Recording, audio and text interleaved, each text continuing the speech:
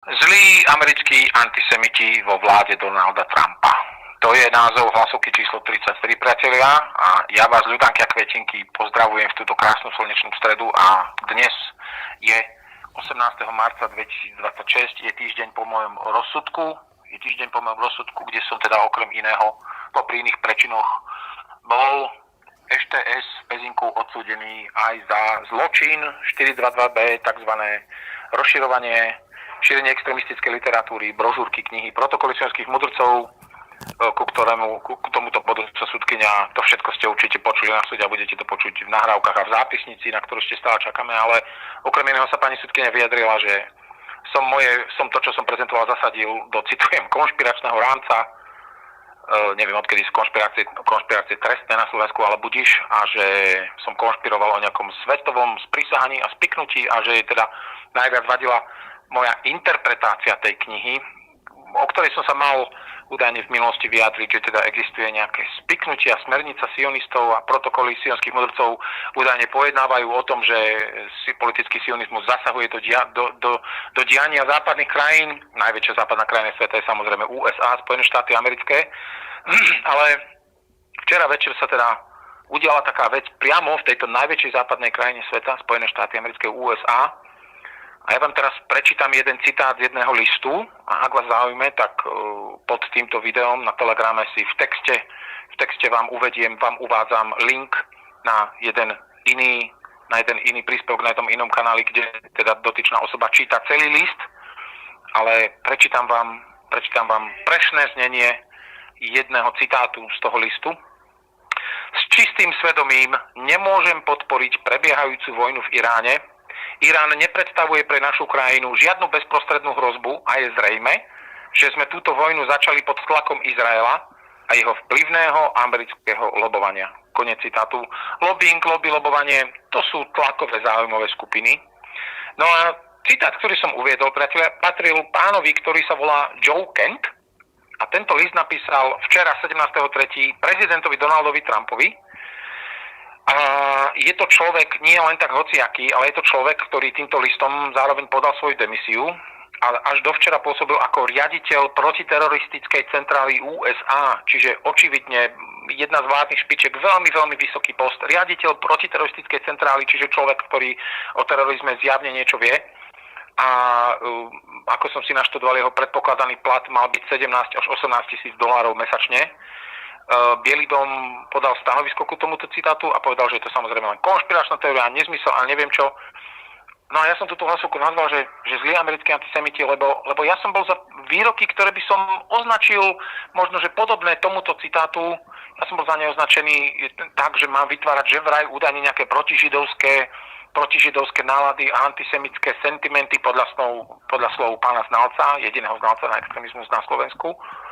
A ak si teda môžem dovoliť domnievať sa, že pripisujem citátu tohoto pána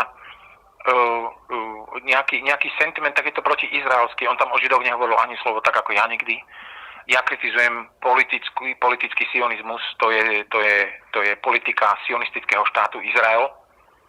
A preto som ho kritizoval, pretože ich považujem to za teroristický režim, aj OSN sa tak vyjadrilo. Všetci vieme, že Medzinárodný trestný súd, trestný dvor ICC v Hágu vydal prednedávnom medzinárodný zatýkač na usvedčeného genocidného vraha izraelského premiéra Benjamina Netanyahua. Medzinárodný zatýkač na ňo vydali. Ale naspäť k tomu citátu, tento človek opustil svoje miesto s týmto listom, opustil tento plat, lebo si myslíte si, že konšpiroval? Nemyslel si to? Nepríjemnosťou je, že takéto výroky počúvame desiatky rokov, ale v poslednom čase sa ešte zvyšujú, stávajú sa regulérnejšími, častejšie si ich môžeme všímať najmä zo strany USA. Od týchto čelných predstaviteľov, ktorí teda vinia Izrael, respektíve uvádzajú, deklarujú, že tá vojna je taká ako keby proxy vojna, a deje sa len za to, že izraelská lobby tlačila na čelných predstaviteľov aj Donalda Trumpa v Amerike na to, aby začali túto vojnu. Čo pri troche zdravého sedliackého rozumu a uvažovania asi môžeme asi dospieť k tomu, že vedľa Izraelu sa nachádza Irán sa nachádza kúsok od Izraelu. Irán je krajina na druhom konci sveta, na opačnej strane pologule. Irán s USA nemá nič spoločné. Izrael naopak sa nachádza veľmi blízko Iránu a Izrael sa zároveň nachádza veľmi blízko Iraku.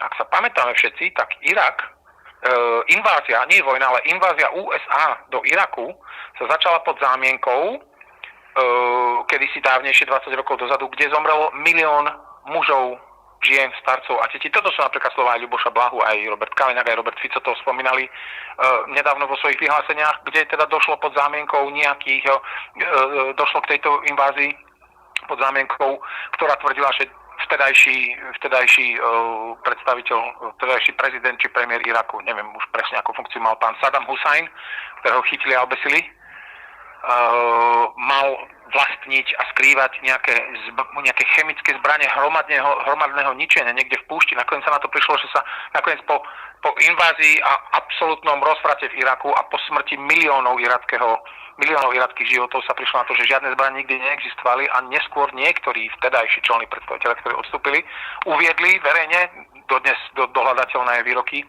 že sa tak stalo pod tlakom izraelskej lobby.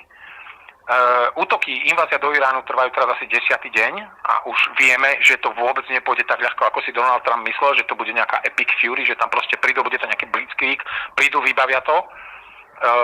Irán naďalej funguje a obracia úder. Nemáme presné informácie o tom, čo sa deje v Izraeli, či je ničený a do akej miery. Je na to totálne informačné embargo.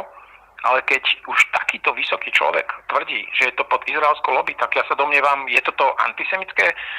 Slovenské súdy, keby niekto toto vyslovil, označili by ho za antisemitu, alebo že by mal vyvolať nejaké protižidovské sentimenty či nálady? Podľa mňa je to číri samozrejme nezmysel, lebo predsa nikto sa nemôže svojim pôvodom, či náboženstvom, či rasou skrývať za to, že pod rúškom tohoto môže páchať nejaké ďalšie invázie do ďalších krajín. No a na záver môjho príspevku sa, priatelia, znovu pýtam, že kde je na Slovensku, a teda pýtam sa to hlavne vlády a čelných predstaviteľov, hlavne Smeru SSD, úplne kľudnom slušnom tóne, že teda kde je tá sloboda slova na Slovensku proklamovaná, ktorú sme mali dostať, ktorá nám mala byť zabezpečená podľa ich predvolebných slubov pred voľbami v roku 2023. Či my vôbec o tomto môžeme hovoriť, či náhodou, keby sa našiel nejaký človek a toto by nejako masovo vyjadroval širokej populácii tieto názory, že je to izraelská lobby alebo že je to sionistická lobby, tak či by náhodou za to nebol súdený za šírenie extrémizmu na STS v Pezinku, lebo ja som za to bol práve odsúdený. Tieto veci sa dejú. Samozrejme, ja som pred 5 rokmi, keď som vyslovoval tieto moje názory, nemohol som vedieť, že takéto veci sa stanú, ale to som vyslovoval za to, že som žil v UK, že som žil vo Veľkej Británii 20 rokov, kde je prístup k informáciám úplne iný a ďaleko rýchlejší, než v tak mediálne izolovanej krajine, ako je napríklad Slovensko. To je všetko na dnes, priateľe, koniec mojej úvahy. Želám vám všetkým príjemný deň a aby ste sa bili za svoje práva. To vám želám energiu a chuť do toho, aby ste sa bili za svoje práva, aby ste si vymáhali svoje slobody od vlády, ktorá vám sľubovala razantné zmeny. Ten človek, ten Joe Kent, to nepovedal podľa môjho názoru len tak, že je to nejaká konšpiračná teória. Len sa už ďalej nemohol pozerať na to, ako podľa jeho slov najlepší americkí muži a ženy zomierali v Iraku za zájmy Izraelu. Teraz sa to isté deje v Iráne. Ale znova, pozrite si celú jeho reč a prídete na to, že on to aj bere za to, tak ako to bere, že mu napríklad v týchto bojoch zomrela jeho manželka, tuším v roku 2018 alebo 2019. Daniel Bombic, Dani Kolár, DKX, prvý politický väzň 4. Ficovej vlády. Opatrujte sa.